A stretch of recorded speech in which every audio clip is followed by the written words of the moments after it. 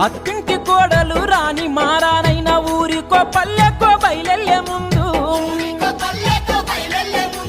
అత్త మామల కళ్ళు మొక్కి దీవెన పొంది ఇరుగు పొరుగోళ్లకు చెప్పి బయలెల్లేది భర్త అత్త మామ అంటే భయం ఉండేది మంచాల మీదికి కంచం అందించేది అత్త మామ భర్త అంటే జడుపు లేదు ఈనాటి రోజు